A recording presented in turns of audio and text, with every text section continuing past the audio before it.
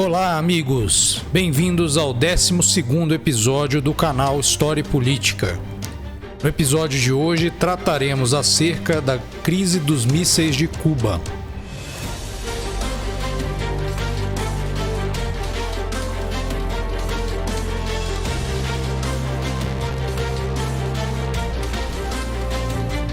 Em outubro de 2021, as tensões entre a China e os Estados Unidos atingiram seu pior nível em várias décadas. A emergência da China como um ator capaz de desafiar o predomínio americano no mundo tem desestabilizado a política internacional. A competição por Taiwan pelo Mar do Sul da China e também a rivalidade comercial entre essas duas superpotências tem se agravado. No Indo-Pacífico e na Oceania, as superpotências têm exibido seus músculos com a realização de exercícios militares inéditos. Todo esse cenário tem sido agravado por uma intensa corrida armamentista pelo domínio de tecnologias de ponta, como as armas cibernéticas e os mísseis hipersônicos. A China, por exemplo, teria testado com sucesso seu primeiro míssil nuclear hipersônico, capaz de atingir alvos em qualquer parte do planeta. As tensões entre Washington e Pequim hoje fazem muitos analistas acreditarem que estamos voltando para uma dinâmica de bipolaridade, como aquela que predominou durante a Guerra Fria, longo período da história humana que se estendeu de 1945 a 1991, no qual a política internacional esteve marcada pela competição entre os Estados Unidos e a União Soviética nos campos científico, cultural, econômico e militar, e também marcada pela divisão entre blocos antagônicos, o capitalismo e o socialismo. Hoje, certamente, o mundo globalizado é em muitos aspectos distinto daquele da Guerra Fria, mas também compartilha com ele diversas similaridades. A competição entre as superpotências, especialmente no campo militar, nos faz relembrar daquele tenso período da história humana, em que estivemos permanentemente assombrados pelo espectro da guerra nuclear, e em que bombardeiros armados com capacidade nuclear sobrevoavam 24 horas os céus de todo o planeta. O momento atual de corrida armamentista acelerada nos faz relembrar especificamente de um episódio sinistro que também ocorreu no mês de outubro, no ano de 1962.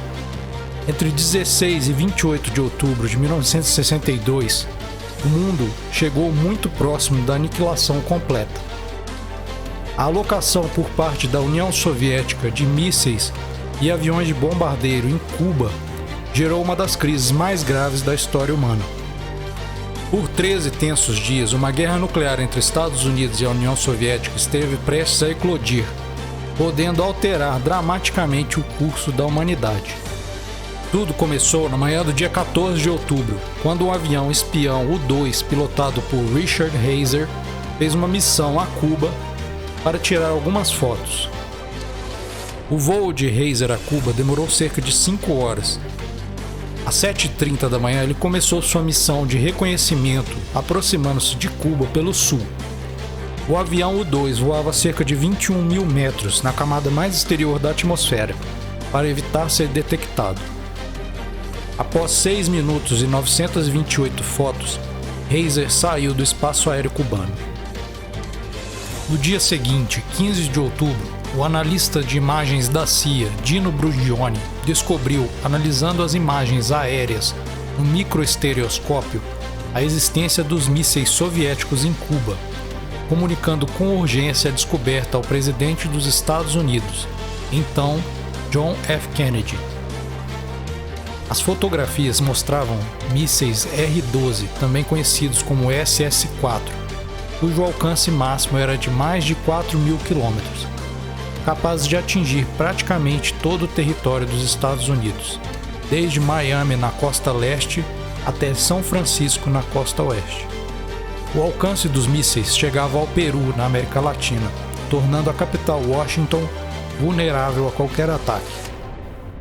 No mês anterior, Kennedy já havia avisado que não admitiria a alocação de armas ofensivas em Cuba, de modo que, quando houve a descoberta, sua própria credibilidade entrou em jogo. Desde 1959, quando houve a Revolução Cubana, os Estados Unidos vinham se engajando em um confronto cada vez mais intenso com o governo cubano de Fidel Castro, visionando inclusive a sua deposição. A tentativa de Kennedy de intervir na ilha caribenha com a invasão da Baía dos Porcos em 1961 não havia sido bem sucedida e Castro tinha bandeado para o lado comunista em busca de proteção.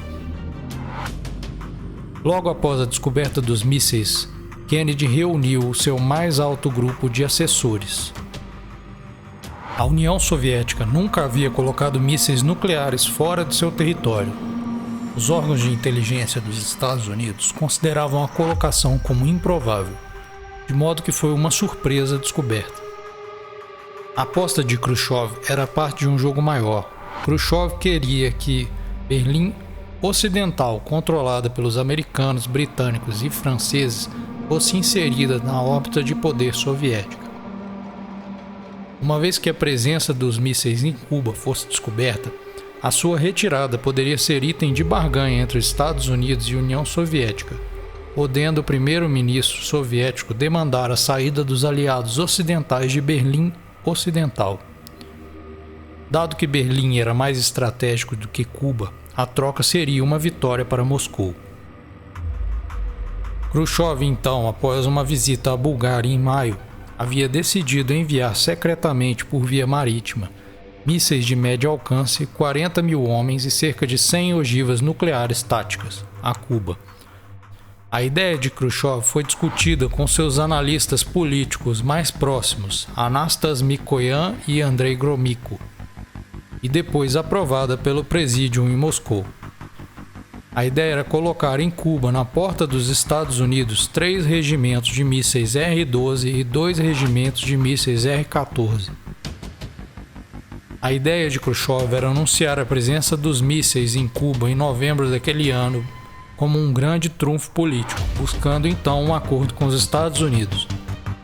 Khrushchev também enviou 6 aviões IL-28, bombardeiros nucleares médios. A operação secreta foi denominada de Yanadir. Para fazer a escolta desse comboio, Moscou enviou 4 submarinos movidos a diesel para o Atlântico. A aposta do premier Nikita Khrushchev era baseada na certeza de que a União Soviética estava perdendo a corrida para o desenvolvimento de mísseis balísticos intercontinentais. Em 1962, os soviéticos tinham apenas 20 ICBMs capazes de entregar ogivas nucleares aos Estados Unidos. Enquanto isso, os Estados Unidos possuíam cerca de 7 vezes esse montante, com cerca de 100 mísseis capazes de atingir Moscou já estacionados na Itália e na Turquia. A baixa precisão dos mísseis soviéticos levantava sérias dúvidas acerca da sua efetividade. Uma nova e mais confiável geração de mísseis balísticos intercontinentais se tornaria operacional apenas após 1965. Khrushchev pensava que, como os Estados Unidos tinham colocado recentemente seus mísseis nucleares Júpiter na Turquia, do outro lado do Mar Negro, não haveria problema em colocar mísseis soviéticos em Cuba. A Turquia fazia fronteira com a União Soviética. A colocação dos mísseis soviéticos em Cuba ocorreu após um pedido do governo de Fidel Castro por proteção soviética contra uma invasão americana. A aposta soviética por colocar os mísseis em Cuba, considerado então como quintal dos Estados Unidos, porém escalava exponencialmente o risco de uma guerra nuclear entre as superpotências. Os mísseis levariam apenas 13 minutos para alcançar Washington. Logo após a descoberta dos mísseis, Kennedy reuniu o seu mais alto grupo de assessores. Eram pessoas como Dean Rusk, Robert McNamara, George McBundy, John McConney e outros, dos principais órgãos de inteligência e segurança dos Estados Unidos. Logo ficou claro que só haviam 5 opções disponíveis. Poderiam nada fazer e fingir que os mísseis não estavam lá. Poderiam também optar por uma opção militar com um ataque direcionado aos sítios de mísseis, ou um ataque nuclear a Cuba, que poderia matar centenas de soviéticos e desencadear um contra-ataque com alvos em Berlim. Poderia-se também optar por uma opção diplomática, negociando com o líder cubano Fidel Castro e com o premier soviético Nikita Khrushchev. Ou então poderiam escolher uma opção intermediária entre a agressão e o nada fazer, optando por um bloqueio naval de Cuba, impedindo novas remessas de mísseis e adiando a solução definitiva. Essa foi a opção escolhida pelo presidente Kennedy. Kennedy também decidiu instituir o estado de prontidão máxima de suas forças, DEFCON 2, um apenas abaixo da guerra. No dia 22 de outubro, Kennedy instituiu um bloqueio naval sobre Cuba, fazendo um discurso em cadeia nacional de rádio e TV anunciando sua decisão à população e ao mundo. Mesmo após a apresentação pelos Estados Unidos das provas fotográficas na ONU, a União Soviética e Cuba continuaram a negar a existência dos mísseis, dizendo não respeitar a quarentena naval sobre Cuba, ato ilegal segundo o direito internacional. A troca de acusações produziu uma séria situação para a paz. Khrushchev queria ver o que os Estados Unidos fariam em caso de pressão. Como descreveu Rodion Malinowski, ministro da Defesa soviético, queríamos colocar um porco-espinho nas calças dos americanos. O porco-espinho eram os mísseis, as calças eram o Caribe.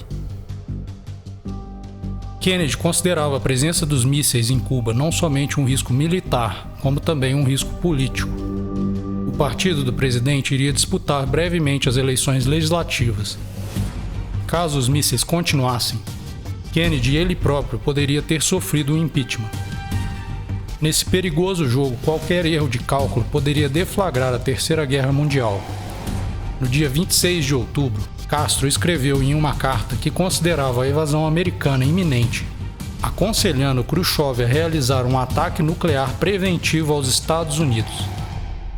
No dia 27 de outubro, a questão chegou ao seu ápice. Nesse dia, os funcionários do governo americano foram instruídos a procurarem abrigos subterrâneos.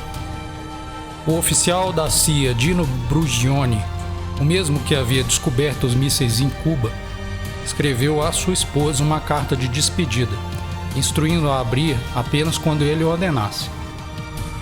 O secretário de Defesa dos Estados Unidos, Robert McNamara, foi para casa naquela noite, ele mesmo especulando se haveria um novo alvorecer.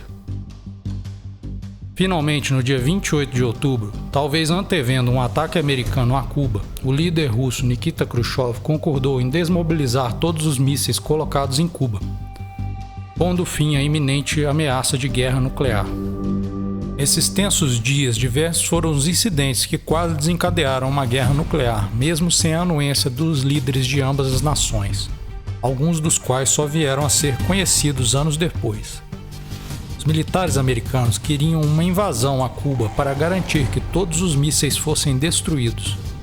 O Serviço de Inteligência dos Estados Unidos, no entanto, desconheciam a existência de 35 mísseis de curto alcance Luna Frog, equipados com ogivas de 2 quilotons cada, que poderiam facilmente dizimar as forças invasoras, algo que certamente seria respondido pelos Estados Unidos com um ataque nuclear. A maioria dos incidentes ocorreu no dia 27 de outubro, um sábado, que ficaria conhecido como Sábado Negro. Nesse dia, os soviéticos abateram um avião U-2 pilotado por Rudolf Anderson Jr., que voava sobre Cuba para tirar novas fotos. O piloto morreu na explosão. O incidente gerou o temor de que os Estados Unidos estivessem preparando uma invasão a Cuba. No mesmo dia, também um avião U-2 pilotado por Charles Maltby, que fazia coleta de dados de radiação na atmosfera no Ártico, entrou sem querer no espaço aéreo da União Soviética, sendo interceptado por MiGs russos. O incidente gerou o temor de que se tratasse de uma preparação ao ataque americano.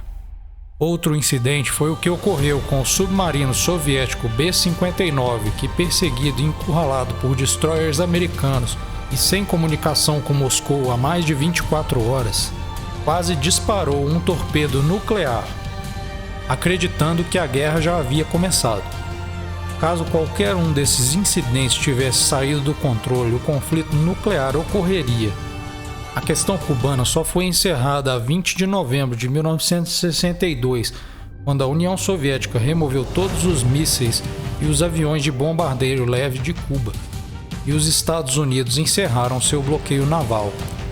Hoje se sabe que parte dos mísseis permaneceram em Cuba pelo menos até dezembro. As lições da crise dos mísseis de Cuba são hoje mais válidas do que nunca, especialmente diante da existência de mísseis hipersônicos, que reduzem substancialmente o tempo de reflexão e de decisão dos líderes. A questão dos mísseis de Cuba nos mostra como as armas nucleares são um perigo permanente para toda a humanidade e como, diante de uma crise internacional, incidentes imprevistos podem escalar facilmente para uma guerra generalizada. Foi a solução pacífica da questão cubana que permitiu que muitos de nós tenhamos nascido e que aqui estejamos hoje. A paz é um ativo muito valioso e também muito frágil. Para preservá-la, as lições da crise de outubro de 62 nunca devem ser esquecidas.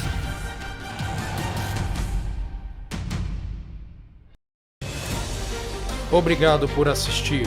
Se você gostou do vídeo, acesse a página Facebook do História e Política para mais conteúdos exclusivos sobre este e outros temas. Não se esqueça também de deixar o seu like, se inscrever e ativar o sininho de notificações para novos vídeos. Um grande abraço e até a próxima!